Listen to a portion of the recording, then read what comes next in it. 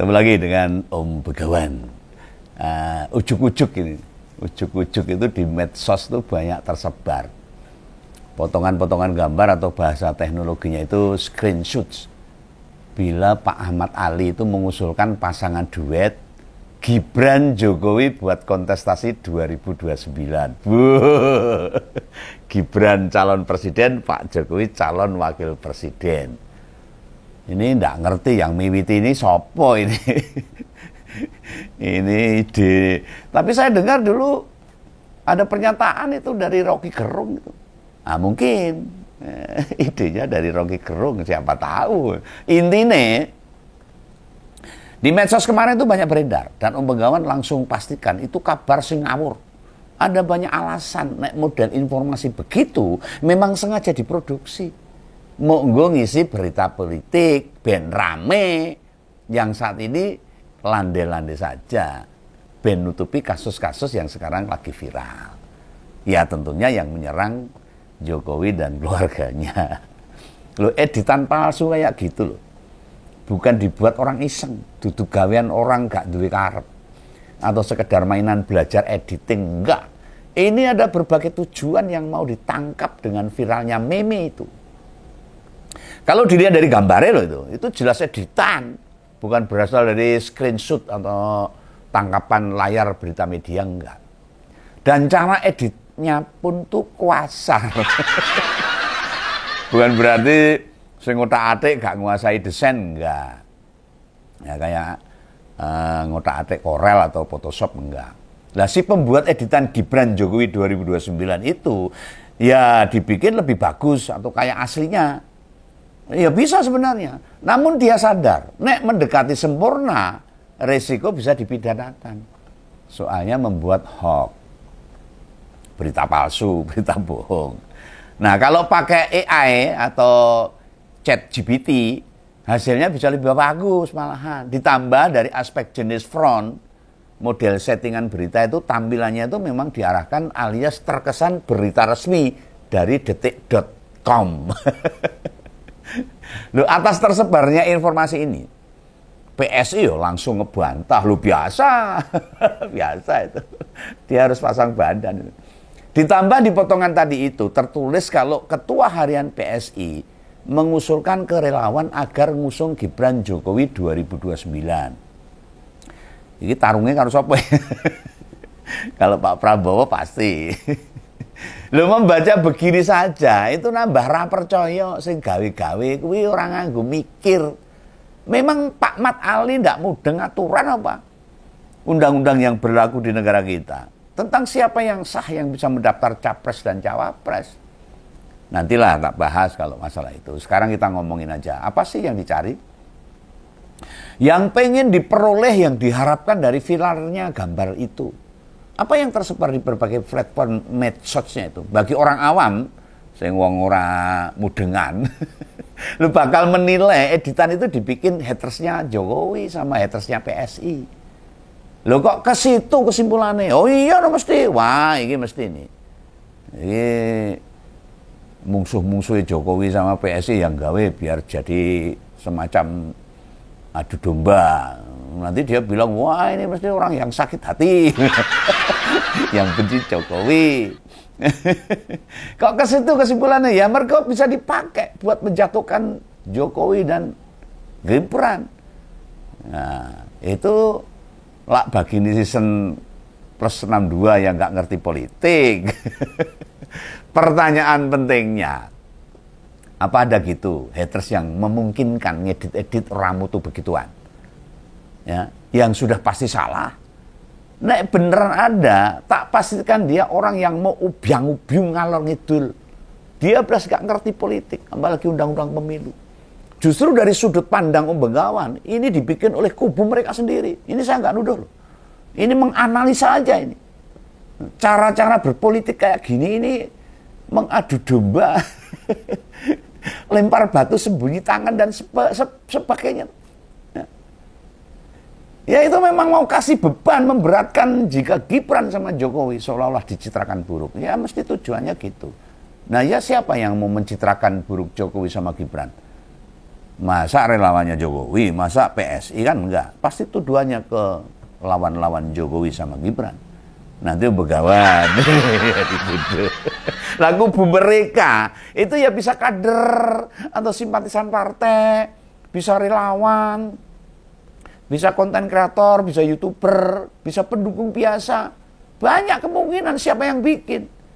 Kan seperti yang tak bocorkan, biar isu ijazah Gibran kuwi ketilep apa? Tenggelam. Ya.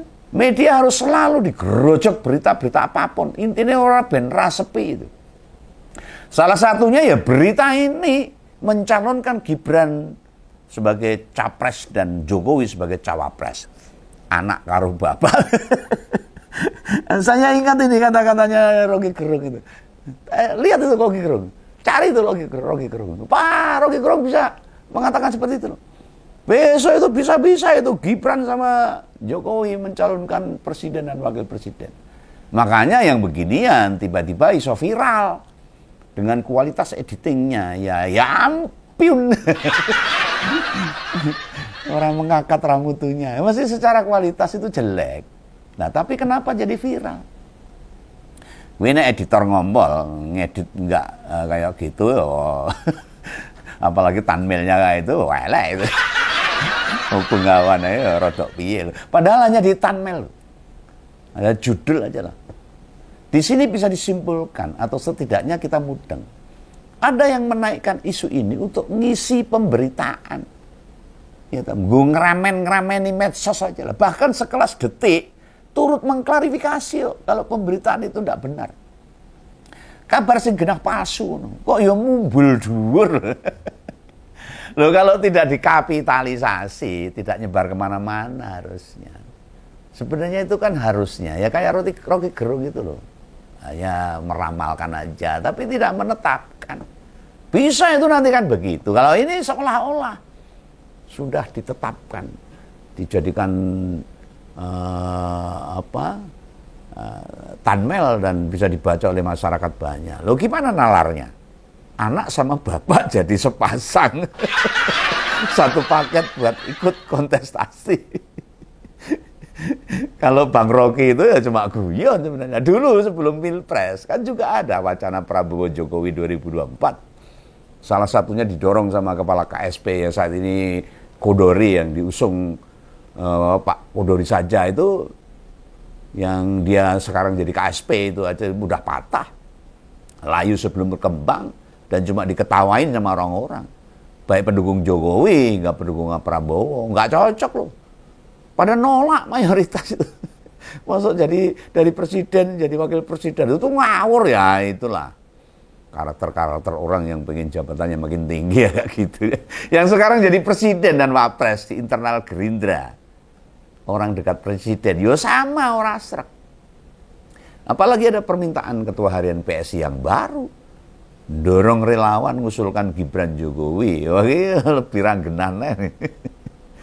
Lah kok lagi-lagi nama Jokowi selalu disertakan, dikatut-katut ke di ajang Pilpres tahun 2029. Lho kaya negara ini ndak bisa ngapa-ngapain lho. Nek ra nang Jokowi ora iso rame. Padahal dia jelasin dugaan ijazah palsunya saja orang sanggup kok. Ditanya oleh pengadilan, ditanya oleh rakyat yang didudui relawan, didudui apa? Diperlihatkan sama relawan. Ya relawan yang bilangnya asli. Relawan tuh mau diperlihatkan apa saja ya bilangnya asli itu loh. Lah, manusia itu pasti duwe kelemahan. Semua jabatan juga ada batasannya. Bunga itu tidak bisa mekar 2 kali. Itu jelas diatur dalam Undang-Undang 1945. Banyak pendukung Jokowi ya ngerti batasan. Pengen memegang konstitusi dengan baik ya ada. Jadinya ada gagasan Gibran Jokowi jelas mendowngrade Jokowi itu sendiri. Loh, jabatan presiden, wakil presiden, kepala daerah serta wakilnya itu paket. Siapapun yang sudah pernah jadi kepala daerah 2 periode, tidak bisa jadi kepala daerah di tingkat yang sama. Dia harus naik atau turun. Pernah jadi gubernur 2 kali, terus mau ke pilkada bupati atau wali kota, tidak apa-apa. Ibarat besok di pas pilkada serentak Jokowi mau ikut pilgub dimanapun di Indonesia ya masih bisa. Atau mau menyalonkan wali kota, wali kota juga bisa. Jokowi pernah jadi wali kota, gubernur misalnya. Ya, sebab dia baru jadi gubernur 1 kali.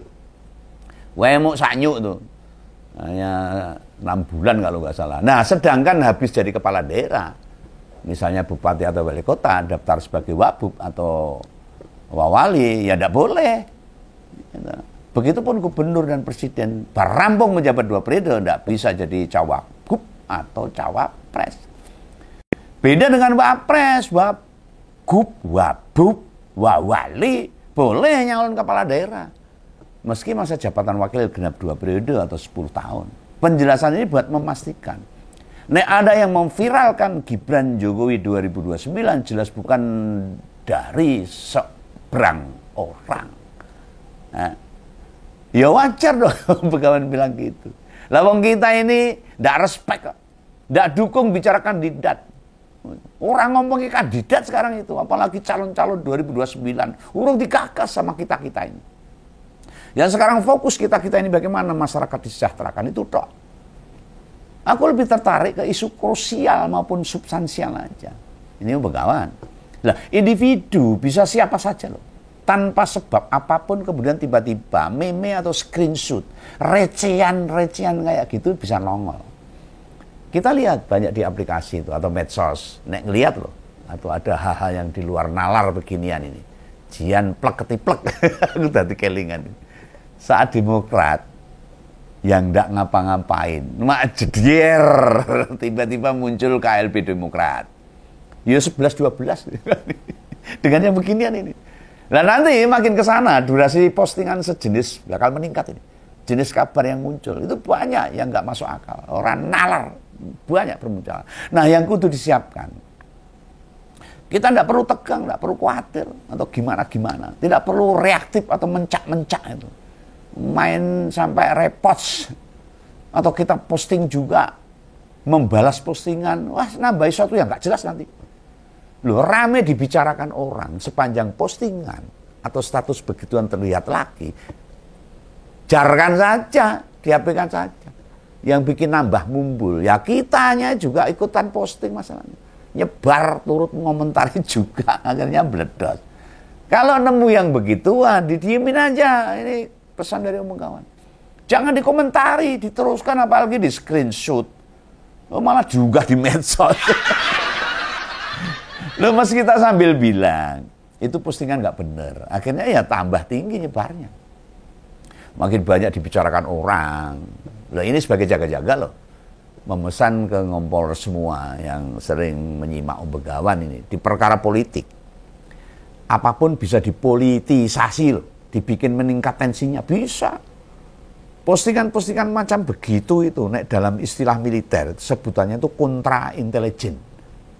Ini saya kasih contoh. Contohnya misalnya, ada kubu A sama kubu B berhadapan-hadapan. Mereka memperebutkan jabatan atau kursi jabatan, kursi kekuasaan. Segala berita negatif tentang A tidak selalu dibikinan kubu B loh, buat menjatuhkan si A. Terbuka kemungkinan malah dilakukan para pendukung A buat mengangkat citra diri sekaligus nyerang kompetitornya. Bisa. Yang beginian itu termasuk terjadi di dunia usaha. Seorang pedagang posting warungnya sepi karena ditebari sesuatu atau guna-guna. Ono kembang setaman, ono lemah, kuburan dan sebagainya. Ada sesajen di teras warung, ada cuilan-cuilan kembang, ada ceceran tanah-tanah, macam-macam lah. Nah, yang beda dengan tanah yang di situ gitu. Bisa jadi sebenarnya si pemilik warung yang mau gawe-gawe. Dalam isu sosial atau kemanusiaan disebutnya playing victim. Jadi si pelaku berupaya mempengaruhi persepsi publik agar muncul simpatik. Wah, ini mesake warung ini digawe-gawe. Terus tak larisi. Bahkan empati ke korban yang sebenarnya itu justru pelaku sendiri. Nah, dalam kehidupan rakyat yang begituan itu bisa terjadi. Bisa kejadian. Apalagi di politik. Sangat mudah terjadi. Nah, buat menelisik, mencari tahu atau menyelidiki Siapa sih yang sengaja ngedit atau merekayasa kampanye remeh dan recehan begini ini? Silakan pihak kepolisian melacak sumber utamanya. Yang beginian dapat disebut dengan hoax, berita bohong, dusta palsu. Aparat penegak hukum segera menelusuri sesuatu yang bisa dianggap receh dan sepele ini. Andai kubu Jokowi dan Gibran termasuk PSI merasa dirugikan, berani tidak lapor ke polisi? Kan ketiga pihak itu yang mendapat akses negatif dari unggahan-unggahan Gibran Jokowi 2029. Gitu. Kita tunggu saja sejauh mana pihak-pihak itu meminta penegak hukum menemukan pelaku yang sebenarnya. Tidak pelaku editing saja, dibutuh diproses nanti. Harusnya jaringannya. Bila perlu ditelisik itu. Ada dalam pembuatan postingan itu enggak? Dia dibayar enggak? Prosesnya gimana? Nah, pengusutan ini diperlukan segera loh agar jadi shock terapi, pembelajaran. Telusuri juga tuh apakah mereka bekerja sendiri dalam kelompok atau kerjaan mereka menerima pesanan dari elit politik.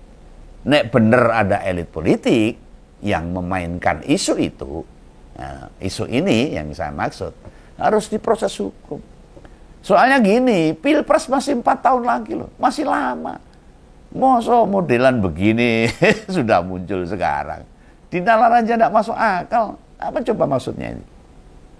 Apalagi di situ ditampilkan pasangan Gibran Jokowi 2029, kan makin kacau. Semua kan sudah ngerti, Jokowi merintah relawan mendorong Prabowo Gibran 2 periode loh. Kenapa ada Gibran Jokowi 2029? Sehingga buat Begawan ini latihan. Ini kayak tryout dicoba untuk menghadapi kontestasi 2029. Bila ditekne wae, didiamkan, dijarne, di masa mendatang bisa berlipat-lipat tuh yang ngerusui politik. Ditambah saiki ada AI dan ChatGPT buat desain-desain ngawur yang tidak sesuai fakta. Turun meneh nih anak-anak muda, Gen Z ini, generasi milenial, kadang-kadang nggak mau memastikan apakah yang dia lihat itu, dia tonton itu valid atau hoax. Banyak juga di antara mereka belas mengabaikan dampak yang timbul. Dipeseni kok, gawekne apa, pokoknya dibuat aja. Mereka bisa malah terkejut bila tiba-tiba hasil editannya tersebar luas, kaget di berbagai platform. Jangan mau pesenan. Nah, yang bahaya itu, nek tengah malam pintu rumah diketuk polisi terus dibawa buat menjalani proses piye. Memang sudah dipertimbangkan, mereka bisa kena risiko. Padahal mereka hanya dipeseni, dibayar tok itu, sembari mengembangkan diri. Makin jago desain, ya kudu ngerti politik, termasuk urusan honor. Bukan besar kecilnya yang dipatokan bos, atau nilai tawaran. Pastikan pula kerjaan itu bukan kerjaan yang merusak bangsa dan negara ini. Apalagi merusak sendi-sendi kesatuan dan persatuan bangsa ini. Jadi buat anak-anak, para generasi muda, milenial, waspada, jaga diri, tidak mudah nolong orang. Apalagi terkait isu-isu politik yang relatif sensitif. Meskipun kompensasinya tekan 2 digit, dengan kerja cuma klutak-klutik aja di depan komputer. Tiap apa yang kita berbuat mengandung konsekuensi dan tanggung jawab kita. Ini pesan Begawan. Jadi jangan sampai sesuatu yang sebenarnya cuma guyon, ramalan, simulasi atau asumsi dan sebagainya, analisis, jangan sampai dituangkan dalam sebuah kepastian seperti sudah diaminkan sehingga bisa menjadikan berita itu hak. Itu ya. Salam Begawan, salam ngumpul. Dadah.